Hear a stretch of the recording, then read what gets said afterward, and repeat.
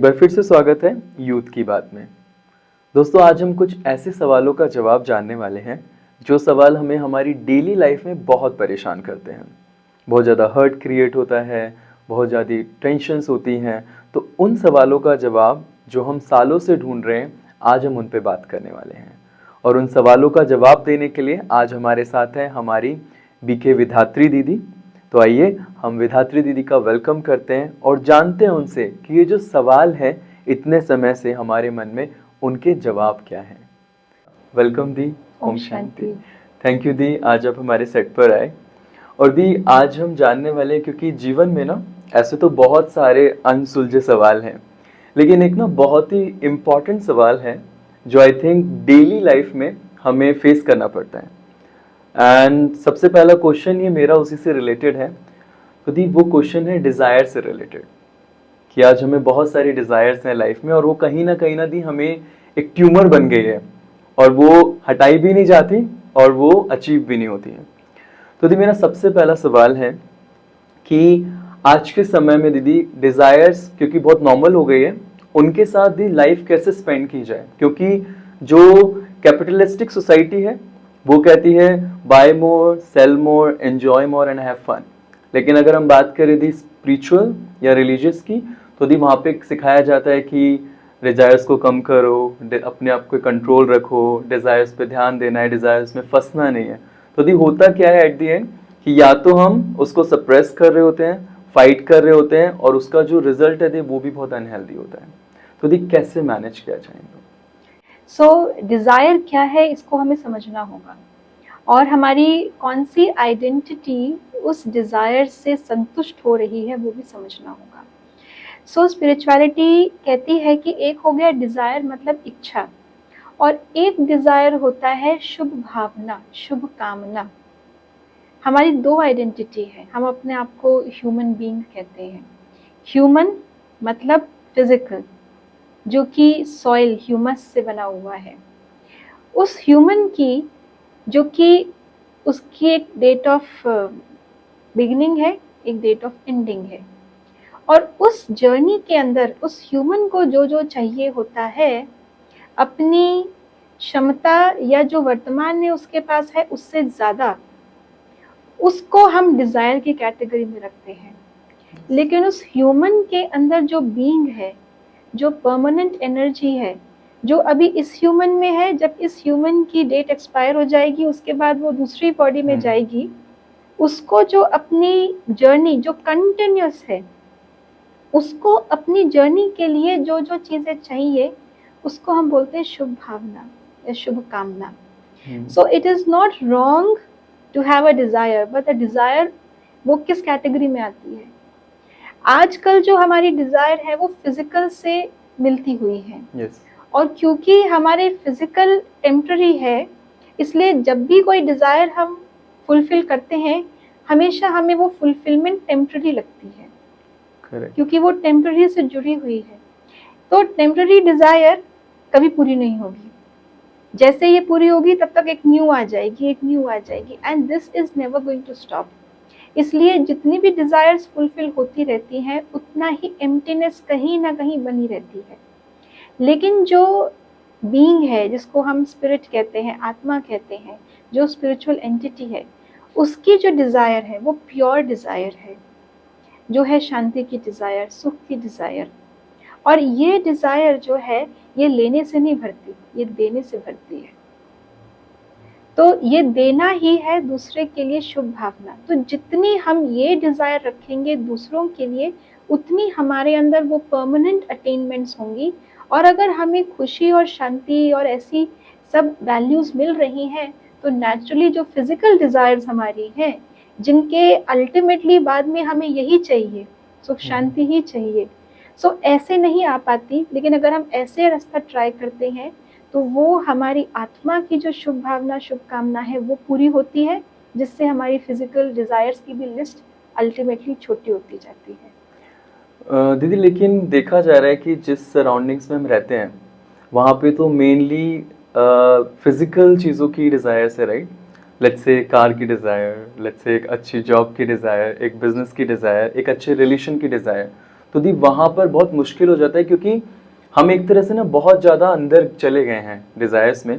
तो दी अब एकदम से अगर हम बात करें वो सोल की वैल्यूज़ और क्वालिटी, तो वो बहुत डिफ़िकल्ट है just to start with, right. तो दी वहाँ पे कैसे मैनेज किया जाए उसे? एक छोटा सा आपको एग्जाम्पल देती हूँ। अगर एक फादर ने आज अपने बच्चे को 100 रुपीज़ दिए कि ये आपकी पॉकेट मनी है, you spend it in your own way. कल वो बच्चा आकर के फादर से बोलेगा कि मुझे आज 1000 चाहिए, तो फादर पूछेगा ना कल के 100 का क्या किया।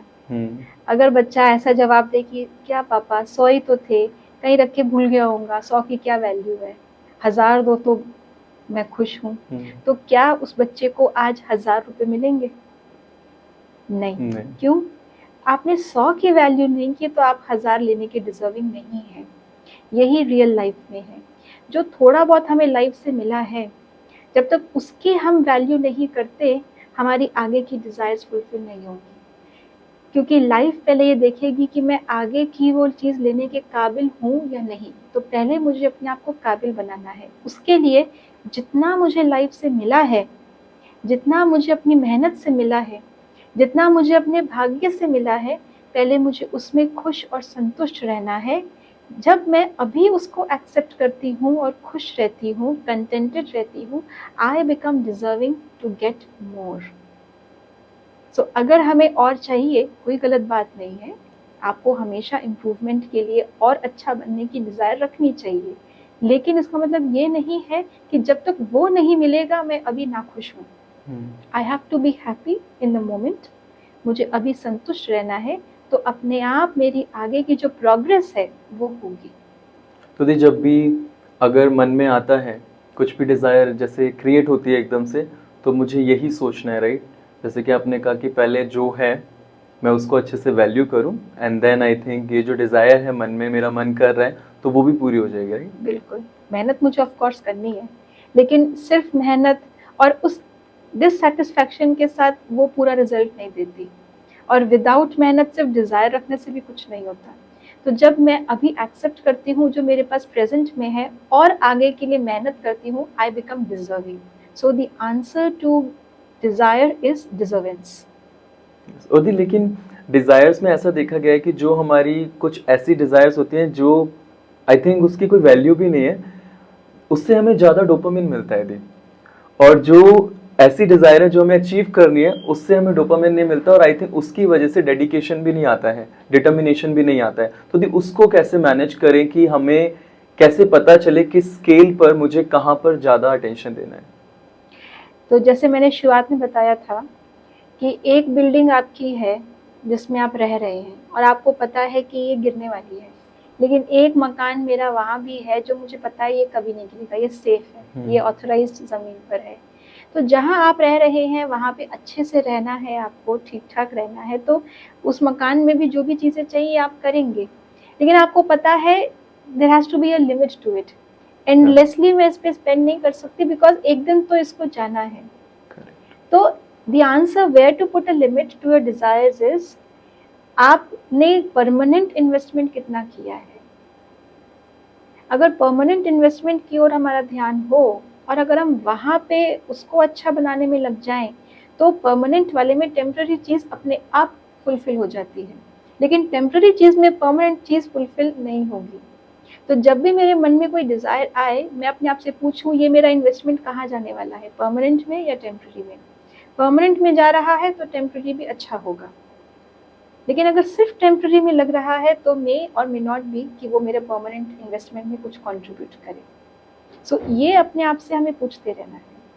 बहुत सुंदर दी, इसका बहुत ही अच्छे से आपने जवाब दिया, क्योंकि ये बहुत बड़ा क्वेश्चन बन के रह गया। और हम क्या करते हैं दी, हम सर्च करते हैं, गूगल पे सर्च कर रहे हैं डिज़ायर्स को कैसे मैनेज करें, इधर देख रहे हैं उधर देख, लेकिन उसका ना जो डीप अंडरस्टैंडिंग है आई थिंक वो मिसिंग थी दी।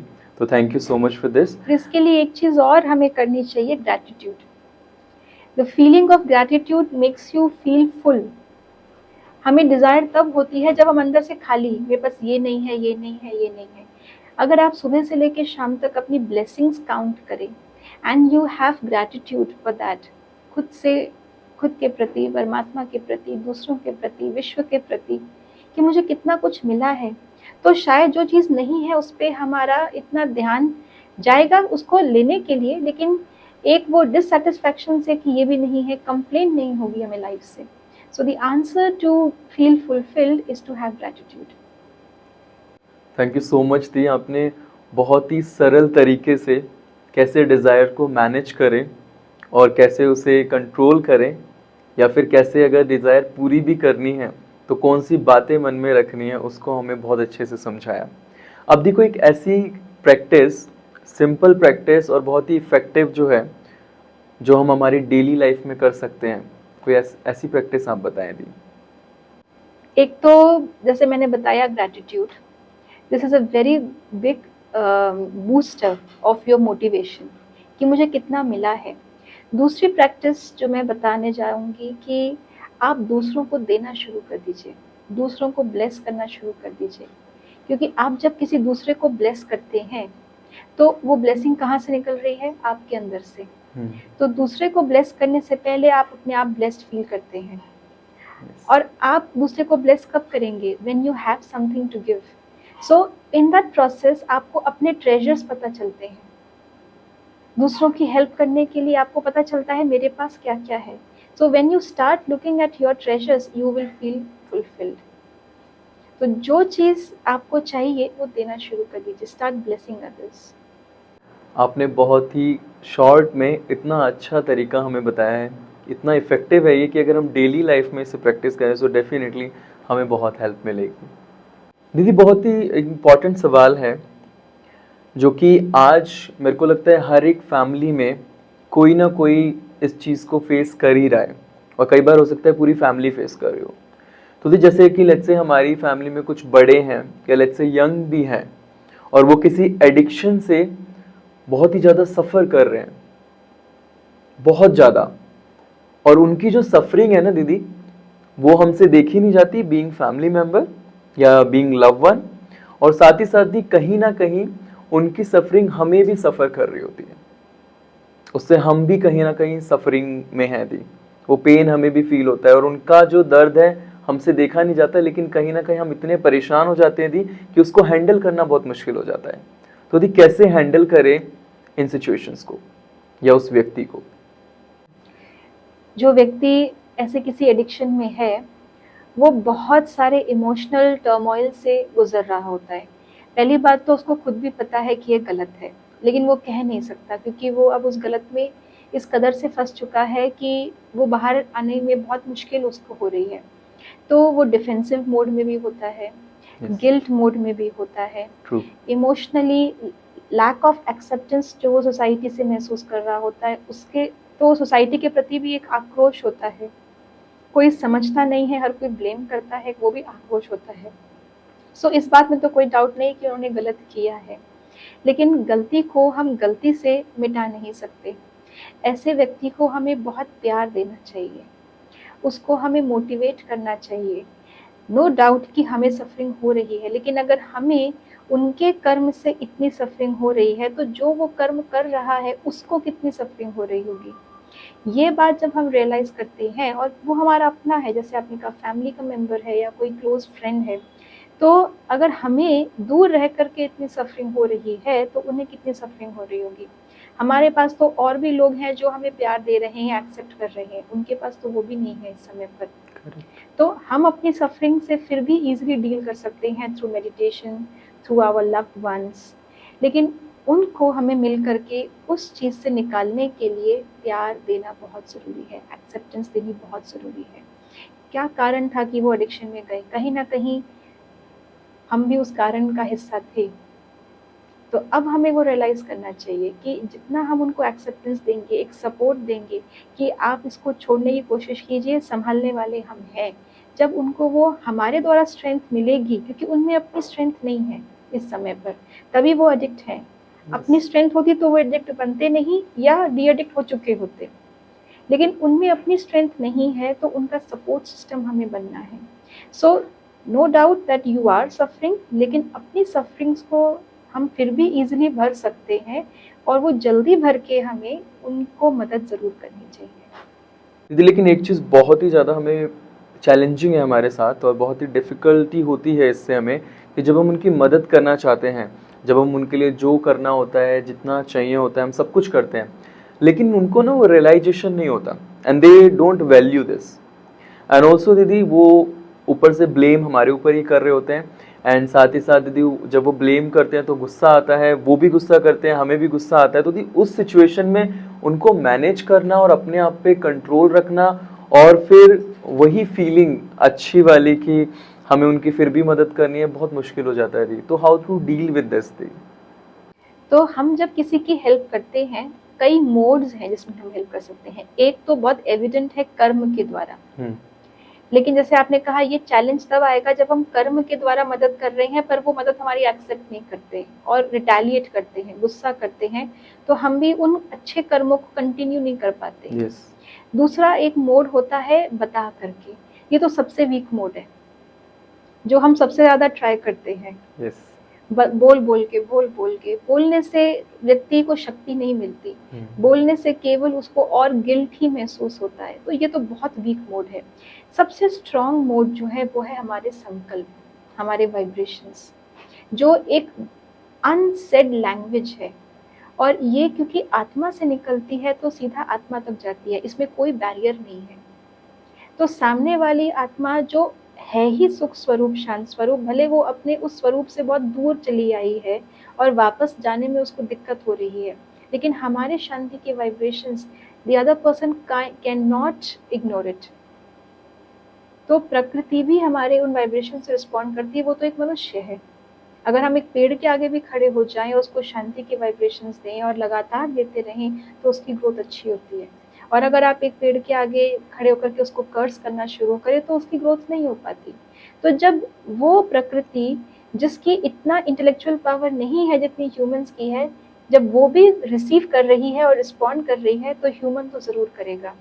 लेकिन ये वाइब्रेशन की पावर पहले हमें अपने अंदर डेवलप करनी है। जब हम उसको डेवलप कर पाएंगे, सिर्फ वाइब्रेशंस नहीं, वो सिर्फ उस समय पे मेडिटेशन में नहीं, हम जब भोजन बना रहे हैं उनको पानी भी दे रहे हैं, हर एक कर्म में कंटिन्यूसली बिना किसी और एलिमेंट के आए हमारे माइंड में वो वाइब्रेशंस हम देते रहेंगे, through thoughts, through food, through everything.